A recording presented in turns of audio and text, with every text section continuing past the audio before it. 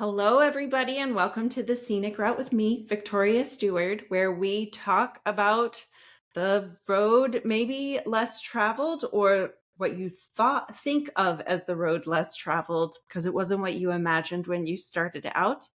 And maybe it's even more exciting and more interesting than you could have ever imagined. At least that's what I'm hoping for.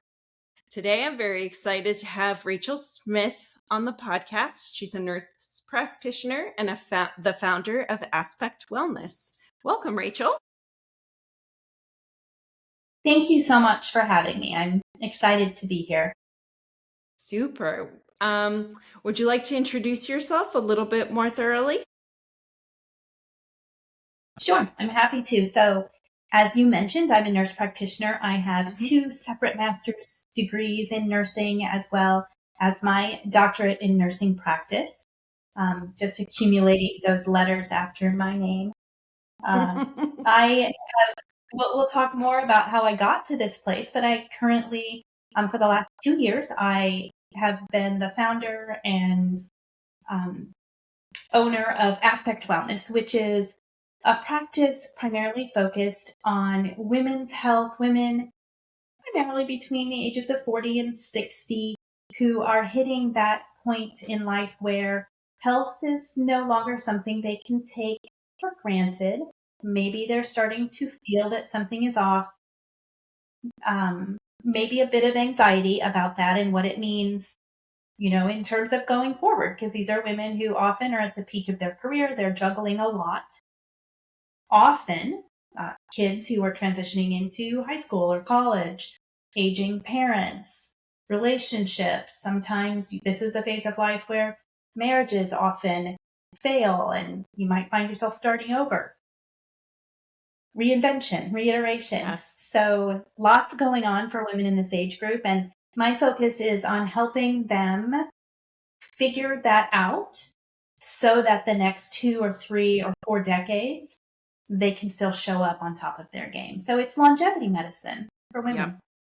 Yeah. And I saw on your website like a phrase that you use that I'm like, oh, I love this so much, about how it's not just about your health, right? It's the life you want to be able to live, to like really live. To me, the word that keeps sticking in my mind is like adventure. So you can do the adventures you want to, or have the adventures you want to have. Well, I'm like, ooh, that's so good. That's so good. Right? Yeah. Absolutely. Health is the foundation or launching pad for all of the amazing things that we get to do. Yeah. And when health isn't in place solidly, we spend our time on that instead. Mm-hmm. And sometimes we have to. Yeah. But if we are fortunate and if we're proactive and have the right guidance and resources and tools, we can create a solid foundation that will take us lots of exciting places. Yeah, that's so cool. So I always love to ask, like, when you were starting out, either if it was like how you were imagining your life as a kid or just starting out your career, did you always imagine yourself in healthcare, in nursing, or where did you think you were going? Not at all nursing. I was not ever that little girl who wanted to be a nurse. In fact, I grew up in a home with a mom who had a chronic autoimmune disease. And so my experience of the healthcare system was often quite negative because we watched her struggle with illness and gradual worsening, debilitation, and then she died when I was in my early 20s. Wow. So even at that point, I had no desire to work in healthcare. A lot about the experience of growing up with her experience with the system, the details surrounding her death at an age that was far too young. Yeah. Really have impacted my philosophical approach to healthcare. But I was not a healthcare provider at the time. Mm-hmm. And it was not until much later. I don't think I knew. I went into college not really knowing. I thought maybe I would become the great American novelist. I I had an English degree, and I was going to write books. What a lovely idea. And life happened differently. Yeah. Do you want me to go into more details now? Sure. Yeah, just because I'm curious. The first question, I got married right out of college, and my husband and I started our family right away. And I was very fortunate.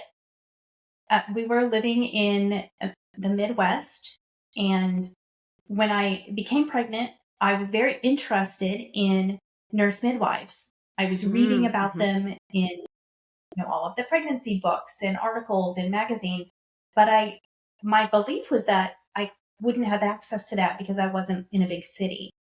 And there Uh-huh. was this very serendipitous event that happened when I was about 3 months along in my Mm-hmm. pregnancy, where it was tornado season in the Midwest, and I was at my OB appointment, and it was a clinic in a hospital, and the tornado sirens went off. So everybody in the hospital had to go to the basement, Mm-hmm. which is what you do in the Midwest when the Yeah. sirens go off. And so everybody's huddled together in the basement, shoulder to shoulder. And I looked beside me, and there was a lovely woman in a white lab coat with a Mm-hmm. name badge on, and it said certified nurse midwife. And I wanted to just latch on to her because I Yeah. thought that these people only existed in, big cities. And here was one standing right next to me. And so I immediately started talking with her, and she, of course, told me she'd be thrilled to accept me into her practice, and she encouraged me to make an appointment the following week. So that Oh, was cool. my opportunity to learn that, nurse midwifery was this amazing thing. I had an amazing experience really with all three of my pregnancies Mm-hmm. under the care of three different nurse midwives in three different cities as we moved. Mm-hmm. And for a long time, I was just kind of, a mega fan. I wanted to talk about it and promote it, Mm-hmm. and and really, yeah, just mega fan. And it wasn't until after my third child was born that I realized this actually is something I could do and I would be really good at it. Mm-hmm. All along, I think that idea had been back there, sort of niggling away at me. But what I knew, because I'd done just a little bit of research, is that I would have to go to nursing school Mm-hmm. before I could go to graduate school and learn how to become a nurse midwife. Mm-hmm. And I didn't want to be a nurse. So it just felt like this insurmountable barrier. Yeah. And of course, there are different pathways into midwifery, but that was the most common. And that, again, it presented a barrier. Until then, it didn't. I got to a point where I realized, well, it's now or never. Like, do I want to do this or not? How bad can nursing school be? And it turned out it really wasn't. It wasn't all that bad. It was awful in its own way, incredibly stressful. Yes. We talked about that on another podcast recently. Um, but I saw a different side of the healthcare system, Mm-hmm. the amazing nurses who are the heart and muscle of healthcare, who give their all and truly care for the people that they're taking care of, the instructors that I learned from. And nursing school was great. I was in a super rush by this point because I was ancient. I was 33 Yeah, like by so, this point, and I felt like I was so old. so old. Running out of Not sure. time. I did a fast track program because I had a bachelor's degree in English, which was serving me so well. And I had to get a 2-year associate's degree in nursing. Then I did a bridge program and was immediately accepted into a midwifery program. Mm-hmm. Again, I mean, my experience from that side of healthcare was so empowering and positive. And Mm-hmm. the heart and soul of midwifery is, that supportive, trusting relationship that you build with a couple that's bringing their child into the world. And Patient education is a huge part of it. I loved that piece of it. And so, yes, despite never wanting to be a nurse and kind of running from it for many years, I eventually found myself embracing it, getting multiple nursing degrees. Yeah. So lots of, iterations even once I went into nursing. Yeah. Yeah. How long did you do the nursing? And I want to say midwife, but midwifery, is that correct? Midwifery, yes, Okay. yes. Yeah. So I delivered babies for about 12 years, Oh, and I wow. delivered over 1,000 babies. And that took me into my mid 40s. Mm-hmm. And you know what happens to women in their mid 40s? Hormone chaos happens. And I was Yes. working in a beautiful OBGYN practice in Davenport, Iowa. It was really, as a midwife, I couldn't have really asked for more. It was hospital work, but I worked for the best practice in town. It was the practice everybody wanted to go to. Mm-hmm. And I was in a group supported by amazing physicians. So it was a team of maybe over 20 clinicians total between physicians, obstetricians, gynecologists, physician assistants, and nurse practitioners and nurse midwives. So we were a very collegial team. And as a nurse midwife team, at times there were 5 of us and sometimes as many as 8 of us, but we shared call and we took care of our own patients. Mm-hmm. So they would come into the practice and they would either select whether they wanted midwife care or obstetrician care. Mm-hmm. And so, it was wonderful because we, with that kind of a call schedule, it would mean that we only had to take one 24-hour call shift a week. Yeah. But then every 5 weeks or so, we would have to take an entire weekend of call. So 72 hours being on call.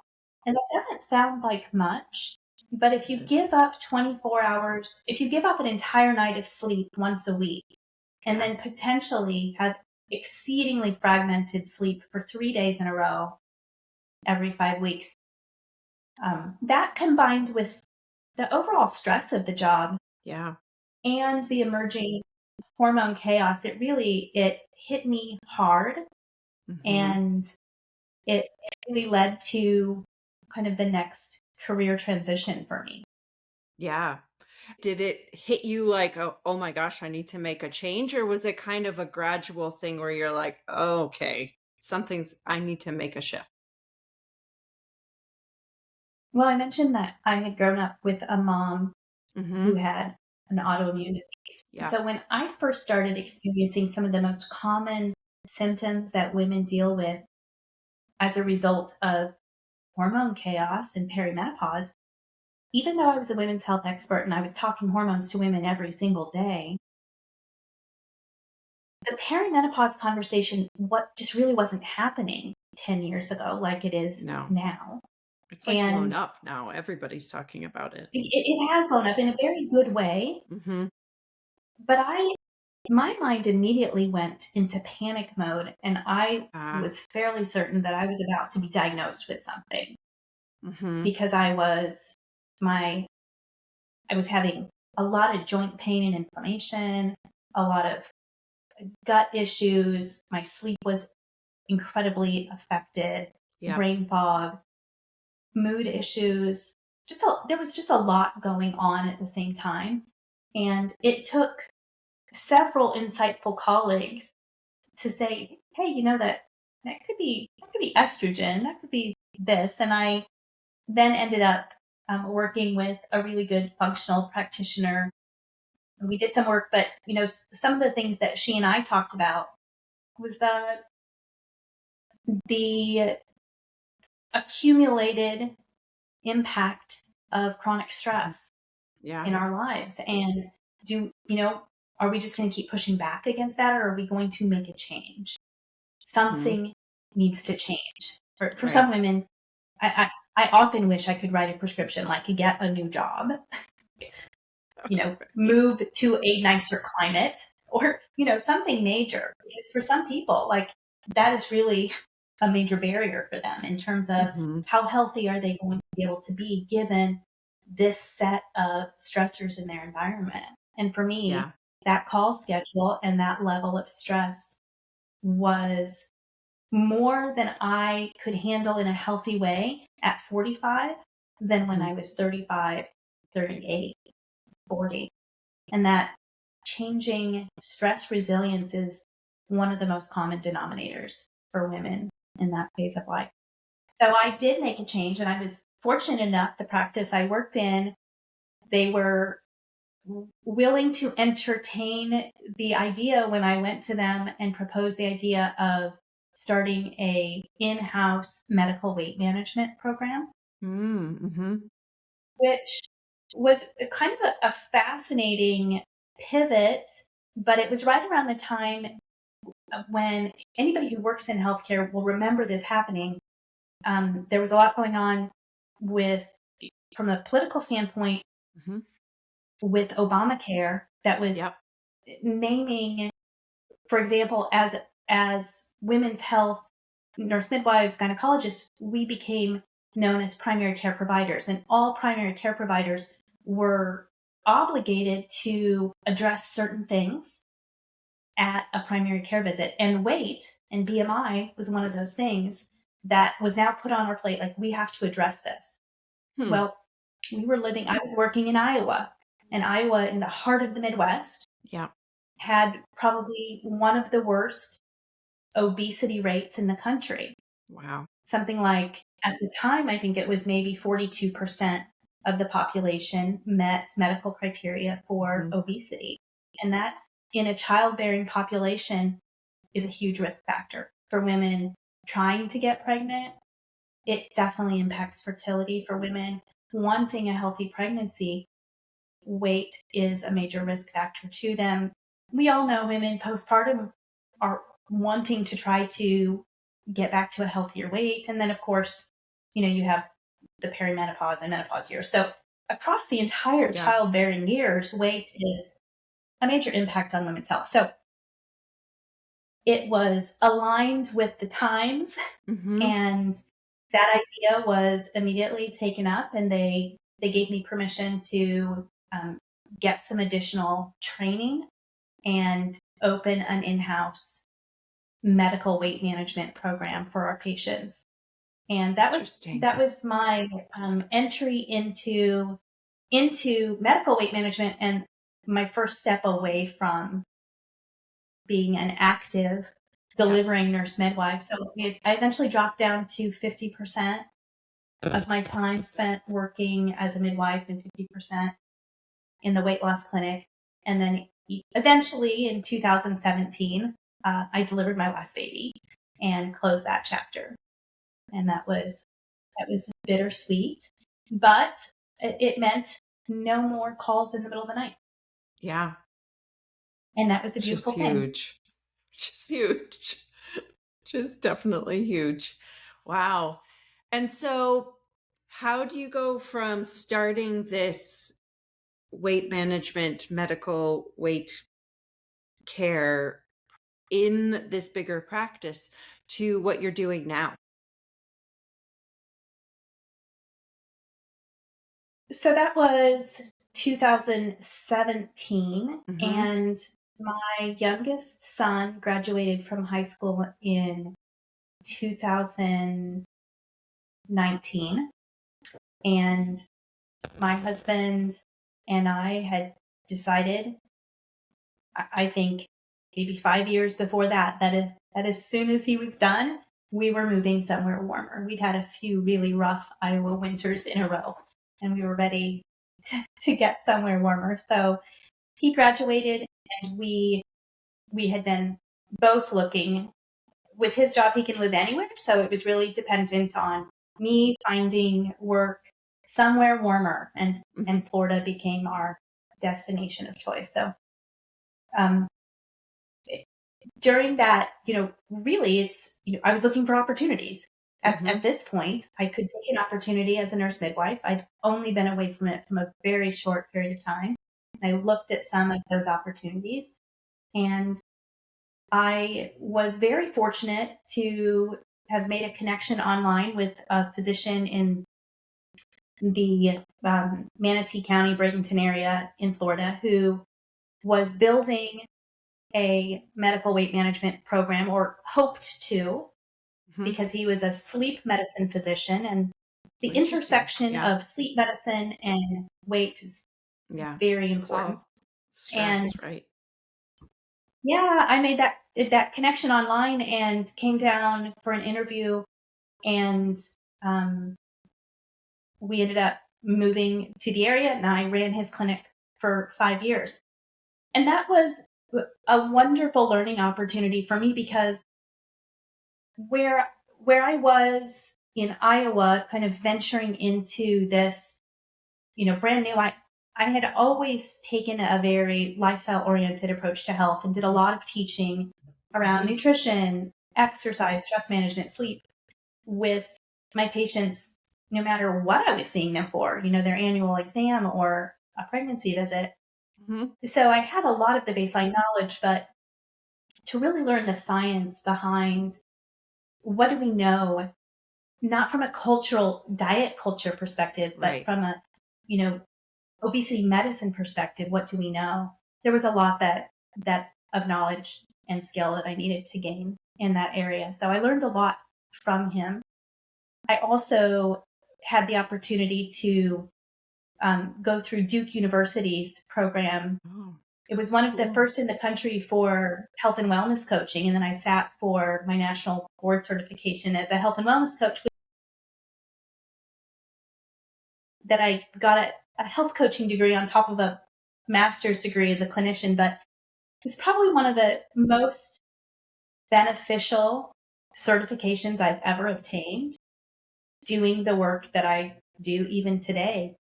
Because no matter what, as a clinician, I can prescribe you even the best top tier, most expensive drug to treat whatever it is we're dealing with. But unless I can help you understand how to make the necessary lifestyle changes, then we're not going to get anywhere. There is no medication that works in isolation. No. So that credential and the work that I began doing more from behavior change perspective, and everything that I learned working in medical obesity medicine, what I began to see as a pattern in my patients coming in was that they were dealing with things that weight loss alone would not solve. In fact, often weight loss was probably the worst thing they could be focusing on.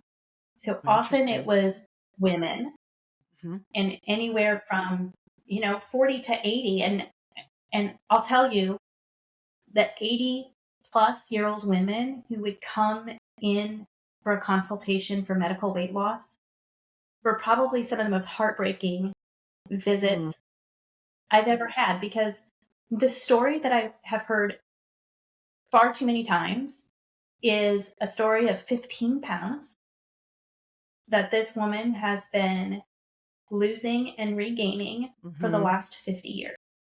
Yeah. And that to me is heartbreaking, because what I usually would see in that clinic visit is a patient who already had some medical frailty, not a lot of muscle mass, but a little bit of belly fat that just frustrated her to no end. Yeah. And defined her in some way. And I often thought, from just a medical standpoint, that those women had been done a grave disservice by diet culture that said something to them about their value and their worth based on a number on the scale. And it set them up on this roller coaster or hamster wheel of dieting, caloric restriction, and weight regain that led to muscle wasting and frailty over time. Meanwhile, all of that energy spent on dieting, when, who knows, maybe they would have written the great American novel or cured cancer, or, who knows? Yeah. But they were fussing around with 15 pounds. Yeah. So And that, it was like I feel like when you say that resonates deeply because there's all of us are always like, oh, if only it was this, if only it was that, but it becomes just like a number, and like you forget about the important things like the strength, the how's my balance, how's this, how's that. Like, yes, it would be great if the number was less, my clothes felt fit a little better, but does that matter if you're not able to go up and down the stairs or go on a trip and hike around? yes, yeah, for sure. So I became, from that perspective, more and more disenchanted with Hmm. the narrow focus of my work.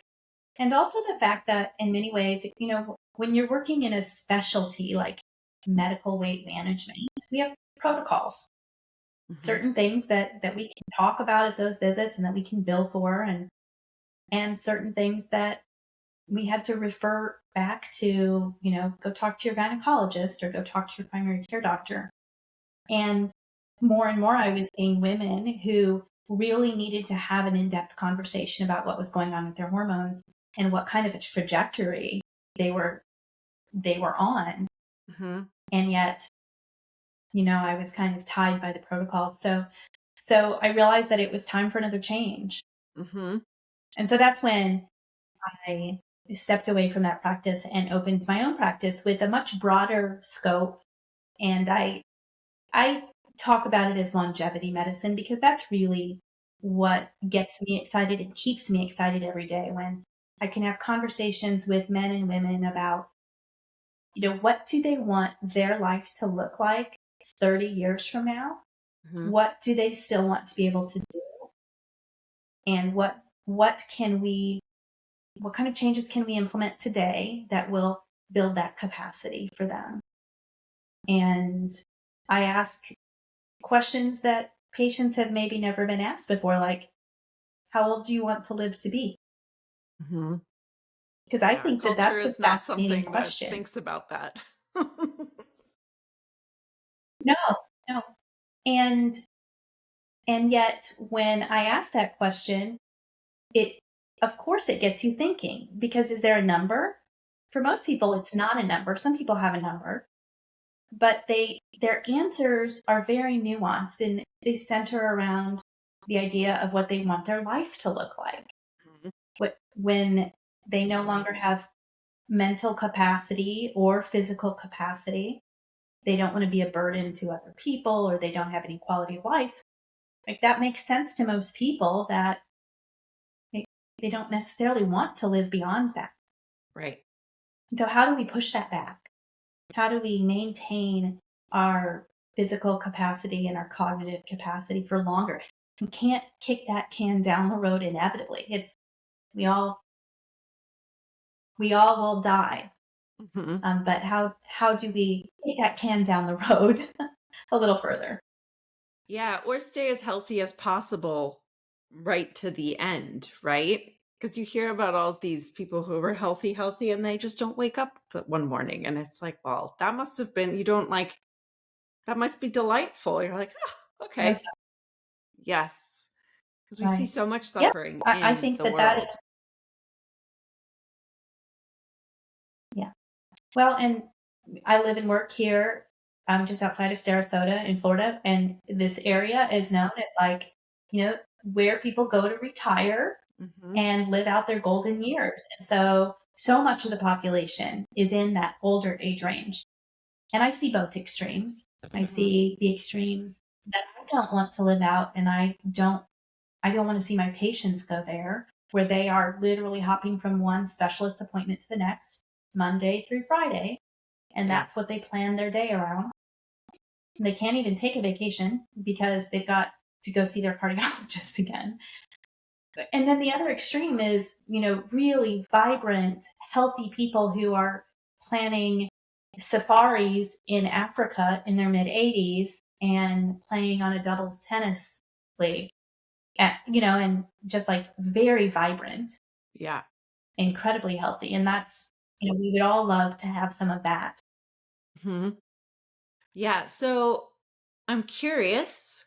Now that you're like you said, you felt like you were like in a box a little bit in the specialty practice. Now that you are running your own, it sounds like it's more of a holistic picture.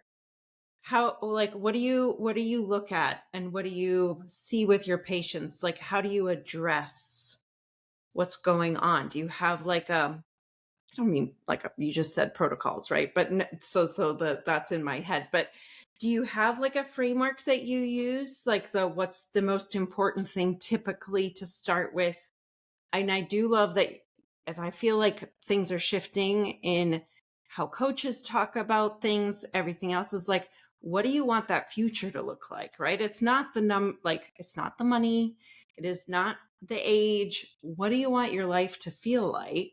What do you want the job to feel like? Like all of these things. It's like, what do you want that to look like in the future? Not like, I must lose this many pounds. I must fit into this size clothes or whatever else. So how do you normally address, and maybe it's not normally because we're all individuals, right? So every patient might be different, every client might be different, but is there like a framework that you use to kind of start getting people to a more, I don't know, healthy path Sure, or I healthy absolutely do. And outlook? yeah, I think of it as kind of two different frameworks. One is what is actually happening in Yeah. in the um, medical relationship. So it comes in and it's assessment. Where are they at? What are their symptoms? What are their concerns? Hmm. What do their labs say? What are their biometrics? What is their body weight, their body composition, muscle mass, body fat, visceral fat? I incorporate some wearables to track Hmm. biometric data, like the Aura Ring, to do some sleep optimization. I utilize continuous glucose monitoring in my patients. And we do a lot of work around nervous system regulation as well. But honestly, if I were to narrow it down to the two things that I think are important across the board, especially for women in this phase of life, I would say we have to have a conversation about muscle. Hmm. How much do you have and how much can we grow? Because muscle is the foundational piece for our metabolism, our cardiovascular health, our blood sugar, our cognition. I mean, it is so predictive of our long-term health outcomes. I don't think there's anything else that we could focus on that would be a more important lever. So we start with muscle. And depending on the age of the woman I'm working with, it might be a conversation she's never had before. Hmm. If Yeah. it's a woman who's over the age of 60, she didn't come of age in a time when girls played sports or engaged in athletic pursuits of any kind. And in those upper age ranges, it's not uncommon for me to hear from a patient, something along the lines of, I just don't like to sweat. And that's a very, it's kind of a Yeah. cultural hallmark of what Hmm. it meant to be a lady Hmm. growing up in a certain era. And that's changing, thank goodness. It has changed. So my younger population um, often come in embracing exercise, but still don't understand what kind of exercise they need to be Yeah. doing to protect and preserve muscle as we age. So that's conversation number one. And then the second one is around nervous system regulation, which if you had asked me this question even 9 months ago, I probably would have said stress management and sleep. Hmm. But nervous system regulation is the trendy terminology, so I'm going to use that. But it means the Yes. same thing, really. Hmm. How is our body responding to stress? And how are we carrying it? And how is it impacting our physiology? Yeah. We have to address that because you know this, everything about the world we live in is constantly activating us. And so many high performing women carry so much so constantly that they walk through their day in this state of just constant activation where they're not even taking a breath that fills their entire lungs all day long. Mm-hmm. And they wonder why they've constantly got a tension headache. Yeah. So we have to talk about that because it impacts everything. So between muscle and nervous system regulation, those are the two things that we really need to do a deep dive on and give people tools and systems to help them manage those better. But what else do we talk about? We talk about nutrition. That's an obvious one. And then we look at their specifics. Sometimes we'll do some genetic testing and Cool. And or micronutrient testing if they're dealing with something specific. I do often take a more functional approach to whatever it is they're dealing with to see if we peel back some layers, can we figure out what's really going on here? Yeah. Yeah. So it is very individualized, and that's the beauty of it. Yeah. I'm curious because you hear about this, me as a woman of of getting into of that age, that women don't get enough protein. Is that true? Like, do you notice that, or is that like a thing that is something like something that the internet has turned into something? It is. Now, I think it is fairly universally true. And I am basing this on my clinical data of what I hear from my patients. So it may not be a representative sample, especially given that in many ways, a lot of women I've worked with over the years have been coming to talk to me with a focus, at least in part, of trying to optimize their weight. Now, more and more, the conversations are much broader than that, even that brings people in. But if you have any focus at all about trying to lose weight, you're probably under fueling when it comes to protein. Yeah. The guideline that is all over Instagram that people are now making fun of in a hilarious way is the 30 grams of protein per meal 3 times a day, which I'm glad that it's reached that point of, cultural absorption, that we all know that enough that we can make fun of it, but we're still not hitting it. Because when I ask patients, like, are you getting your protein? Are you getting your 30 grams?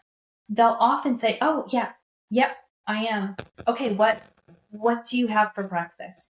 Well, I usually will do some avocado toast with an egg. I'm like, okay, let's do the math. 6 grams of protein in a medium egg. Where's the rest of the protein coming from?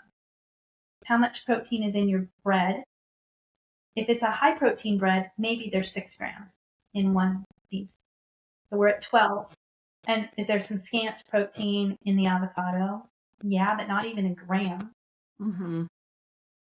Right. So the perception of what we think we're getting and what we're actually getting, there's a little disconnect. Yeah, that totally makes sense.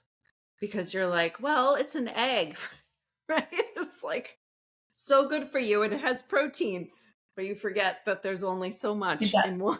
How much? Yeah. Right. Okay. Very interesting.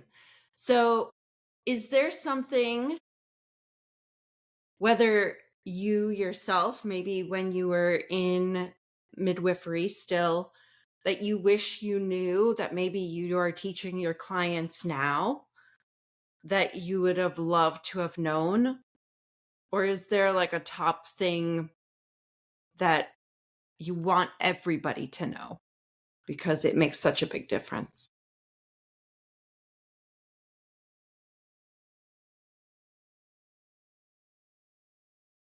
I don't think there's anything outside of what we've already touched on. Okay. I almost wish there was, because I'm like you and probably everyone else, that we kind of we're secretly hoping that there's some magic bullet out there that's going to be discovered that is going to solve it all for us. And this is why when we're doom scrolling on Instagram at 2 a.m. and we come across somebody and then we learn more, and then now we're on their link tree and we're watching this long 18-minute video, that convinces us that, this and this and this are wrong with us. And often, big pharma has been keeping this from us. But here I've discovered this secret tool or protocol or solution, and all you have to do is just $69.99. Whatever, right? So because even though at 2 p.m, we're smart, we're brilliant, we're CEOs of companies, and we're, commanding armies of people, at 2 a.m, our filters somehow disappear, and we are just like fodder for that. We just like eat it up. We're like, they found the solution, and big pharma has been keeping it from us. Of course they have. And because we all, even though we know better, that there isn't some secret that we've all been missing out on, it's the basics. It is, we need to eat real food, and we need to exercise vigorously and lift heavy things. And we need to drink less alcohol. We need to have good, strong, honest, open relationships with people that we trust. And we need sleep, and we need sunshine. Okay, I've expanded my list a bit, right? Yeah. We need things that bring us joy. Yeah. But there's no like magic plant growing in the Amazon that is the cure for everything that ails you and I and everyone else, right? Yeah. Yeah. I wish there was. I know. That would, but it makes me laugh because I do it too, exactly like you said, whether it's with the bit, like growing the business, or if only I learned this one thing, this magic trick that will, like, whatever it is, right? And it's like, no, everything is an experiment. You are your own experiment of one, right? And some things are going to work for you and really resonate and help work with your body and everything else. Or, wow, I really don't like doing business this way. My way is this way. And I'll take the little pieces of everything and merge it together into my thing. But it's like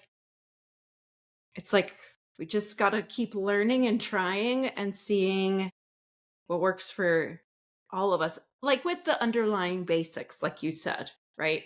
Real food, exercise. I think like that key of the muscle piece is important, because I know, like, me, I am, how old am I? 46. So I've been in the gym, like lifting weights ever since college, except for like recently. I haven't been doing it.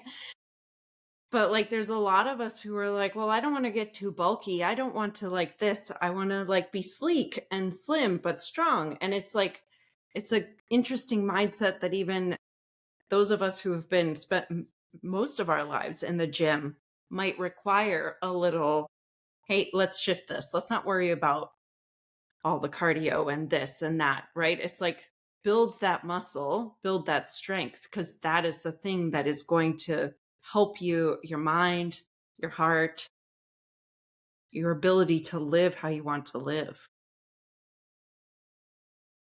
Absolutely. Absolutely. And I love that you brought up how, those 2 a.m. Instagram influencers selling us on some product or protocol could even be targeting our business growth, because that's where I'm vulnerable right now too.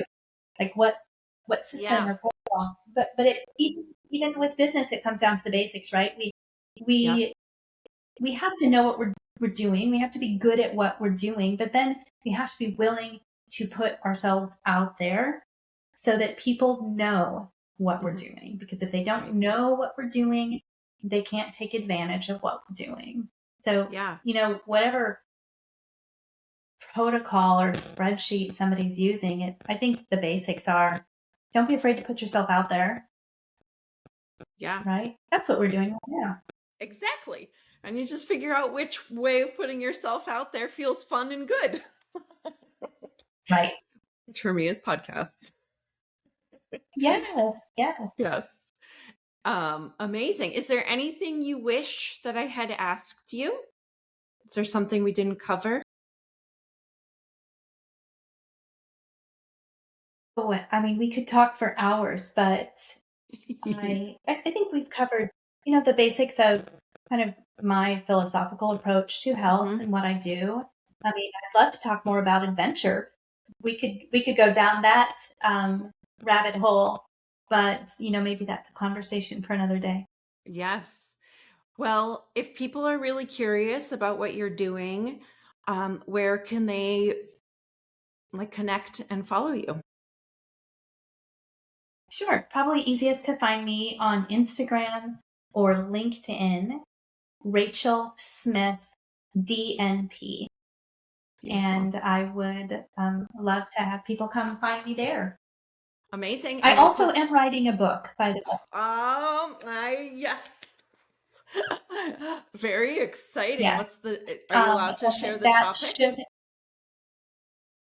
well, it is absolutely women's health and midlife. Hmm. And it is just bringing together all of my knowledge over the last 20 years. So Hmm. I think it's going to be hugely impactful because there's a lot of books out there addressing this topic. It's a very trendy topic because this is what you and I are dealing with right now. Hmm. How do we stay on top of our health in this midlife transition? But there are some pieces that are definitely missing from a lot of the popular books the way they've been done. So I'm excited to step in and fill that gap. So that should be out later this year. Amazing. Maybe when you're on your book tour around, you can come back and tell us all about it.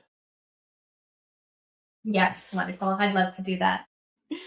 Awesome. And we'll put everything in all the links in the show notes so people can find you and follow you and all the good things. Thank you so much, Rachel, for coming and sharing your wisdom and like this whole big holistic picture. And I think it's super important for us to hear from many different places so that we kind of get over the stories that we tell ourselves about what is healthy, what do I need to do, what should I be doing. It's a really beautiful message, so thank you very much. And thank Thank you you. for having me. This has been a lot of Excellent. It has been fun. And thank you, everybody who's listened. And if you like this show, please subscribe and rate. See you next time.